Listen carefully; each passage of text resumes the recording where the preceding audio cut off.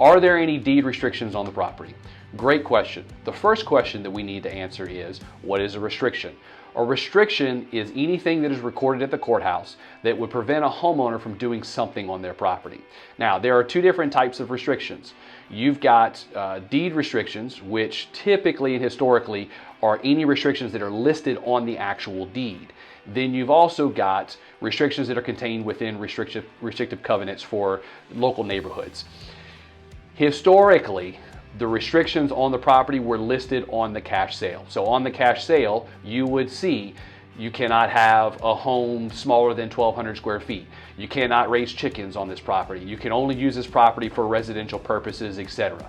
Those were actually written on the cash sales. We've pretty much gotten away from that in modern times. Now what do we see is all of those same restrictions are put into restrictive covenants that govern either the home or the neighborhood in which the home sits.